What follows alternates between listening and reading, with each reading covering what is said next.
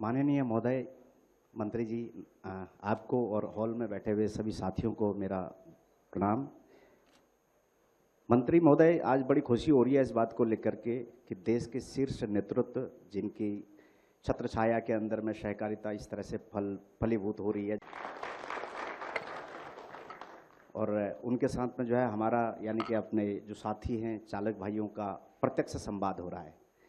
ये पल चालकों के लिए इससे पहले तो नहीं आया, इतिहास के अंदर में हमने नहीं देखा है। तो उसके लिए मैं आभार व्यक्त करूंगा भारत टैक्सी का, उसके साथ ही आभार व्यक्त करूंगा सहकारिता मंत्रालय का और सबसे बड़ा आभार व्यक्त करूंगा मंत्री जी का कि अगर शीर्ष नेतृत्व अगर हमारी बातों को सुनेगा और समझेगा तो मेरे को लगता है कि अब प्रगति दूर नहीं है हम सभी भाइयों की। महोदय, पिछले 20 सालों से मैं जो है इस लाइन के अंदर में हूँ, ड्राइवरी लाइन के अंदर में। इससे पहले नौकरी करा करता था और बेसिकली मैं रहने वाला उत्तराखंड का हूँ और नाम मेरा धारा वल्लभ है। अल्मोड़ा जिले से बिलोंग करता हूँ, तो वहाँ से जो है रोजगार के लिए दिल्ली में आए। दिल्ली में आकर के जो है ड्राइवर की नौकरी करने लग गया और 2018 के अंदर में मैं ऐप बेस्ड कंपनियों के अंदर में ड्राइवर के रूप में अपनी टैक्सी लेकर के संचालन करने लग गया। तो ऐसी उम्मीद तो लगाई थी कि बहुत कुछ होगा, लेकिन जब मतलब एक वर्ड सुना था पार्टनर, तो हमको पार्टनर बोला करते थी, तो वो वर्ड सुन करके हम भी अट्रैक्ट हुए, ठीक है जी पार्टनर बन रहे हैं इतनी बड़ी कंपनियों के साथ में, तो उसके साथ में जो है हम भी हो लिए। लेकिन जब हकीकत सामने आई तो देखा कि पार्टनर तो कुछ भी नहीं है, एक सिर्फ शब्द है वो। लेकिन वहाँ पर जो चीज़ें मतलब कमियाँ महसूस हो रही थी कि इतनी ज़्यादा कमियाँ थी, उसमें से जो है उन कमियों की ओर मैं आपका ध्यान आकर्षित कराना चाहूँगा और बाकी सभागार में बैठे हुए सभी सज्जन व्यक्तियों को भी बताना चाहूँगा। एक तो जो है नीतियाँ अच्छी नहीं थी, चाहे वो किराए को लेकर के हों या चाहे कमीशन को लेकर के हों या बाकी जो पार्टनर जो ड्राइवर उनके साथ में कनेक्ट हो रहे हैं उनको लेकर के हों। और दूसरा जो सामाजिक सुरक्षा का जो अभाव हो रहा था कि किसी को अगर कुछ हो जाता है तो किसी को कोई लेना देना नहीं है, पार्टनर है सिर्फ एक शब्द है मात्र। और उसके साथ ही जो है जो कमीशन की दरें थी वो बहुत ज़्यादा हाई थी, उनको लेकर के जो है बहुत सारी समस्याएं हुई। तो मन के अंदर में एक जिज्ञासा हुई कि भारत टैक्सी जो ड्राइवरों के लिए सारथी समाज के लिए आया हुआ है, तो इसके अंदर में इन समस्याओं का समाधान होगा क्या, इसके प्रति थोड़ा सा जिज्ञासा मेरी भी है और मेरे साथियों की भी है, शायद सभी लोगों की। तो मैं आपसे आग्रह करूंगा कि अगर इसमें कोई मतलब हमारी अगर कुछ समस्याओं का समाधान हो सकता है तो मैं आपका धन्यवाद करना चाहूँगा। धन्यवाद। देखिए, अभी आप सहकारिता के कंसेप्ट को समझेंगे तो ये सवाल ही खड़े नहीं होंगे। अमूल क्या है? अमूल में गुजरात की 36 लाख माताएं बहनें सदस्य बनी है, एक कोऑपरेटिव है। और 36 लाख माताओं बहनों ने कितना रुपया रोका है, इसमें इन्वेस्ट कितना किया है मालूम है आपको? सिर्फ 50 रुपया। अब 36 लाख माताओं बहनों ने 50 रुपया इन्वेस्ट कर कर अमूल बनाई। ये 36 लाख तो एक दिन में नहीं हुआ, धीरे धीरे कर कर हुआ है। अभी जैसे हमारा 2.5 लाख का रजिस्ट्रेशन हुआ है सारथियों का, तो धीरे धीरे कर कर 36 लाख हुआ था।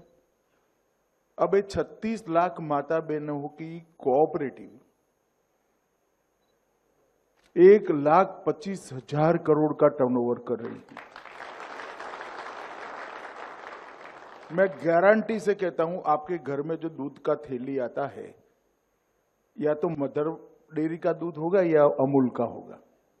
बताइए आप लोग, आता है या नहीं आता है? तो 1,25,000 करोड़ में आपका भी इसमें पार्ट है। अब फर्क क्या है प्राइवेट डेयरी और कोऑपरेटिव डेयरी में? प्राइवेट डेयरी और कोऑपरेटिव डेयरी में ये फर्क है कि प्राइवेट डेयरी अगर ये 1,25,000 करोड़ का टर्नओवर करे, करती भी है कुछ डेयरियां थोड़ा थोड़ा थोड़ा, अमूल जायंट है मगर 50 करोड़ 25 करोड़ का टर्न, तो उसमें पशुपालक माता के पास पशु का पालन कर दूध निकालकर डेयरी में भरती है, इसको सिर्फ एक निश्चित रकम मिल जाती है। अमूल में क्या होता है? अमूल में दूध एकत्रित किया जाता है, इसका आइसक्रीम बनता है, इसका थैली में दूध भी आपके यहाँ होता है, इसका पनीर भी बनता है, इसका दही भी बनता है, इसका घी भी बनता है, इसका दूध का पाउडर भी बनता है। अब ये सब बनता है तो मुनाफा भी होता है, पेड़े भी आप खाओगे, श्रीखंड भी खाओगे। तो ये मुनाफा प्राइवेट डेयरी में प्राइवेट डेयरी के मालिक के यहां जाता है। अमूल में ये बनाने का खर्चा जो 15% से ज्यादा नहीं, उन्होंने बताया 85%, एक्चुअल में 100%, बाकी का 15% तो बनाने का खर्चा है। जैसे आपकी वाहन आप चलाओगे तो पेट्रोल डालना पड़ेगा, ये तो खर्चा है ना। इस तरह से बाकी बना पूरा का पूरा मुनाफा वो दूध पशुपालन करने वाली माता के हाथ में, बेटी के हाथ में चला जाता है। और आपको आश्चर्य होगा, मैं आग्रह करूंगा सहकारिता विभाग को कि 25 माताओं बहनों का एक लिस्ट हमारी साइट पर रखेंगी जिन्होंने एक साल में 1 करोड़ से ज्यादा रुपए का दूध डेयरी में भरा है, जिनकी इनकम 1 करोड़ से ज्यादा है। अब कहने के तो वो भी गाय भैंस पाल रही है। परसों के बाद हमारी साइट पर जाएंगे, फोटो के साथ होगा आपके पास उपलब्ध। तो ये जो कंसेप्ट है वो ये है कि जो श्रम कर रहा है, जो मेहनत कर रहा है, उसी को मुनाफा मिले, किसी सेठ को न मिले। अब आप भारत टैक्सी का विचार क्यों आया? ये जो आपने कहा ढेर सारी कंप्लेंट्स आती थी, 30% कट जाता था, कोई सर्टेनिटी नहीं थी, कोई सुरक्षा नहीं थी, ब्ला ब्ला ब्ला, जितनी भी कंप्लेंट्स हैं वो, इसका निवारण क्या?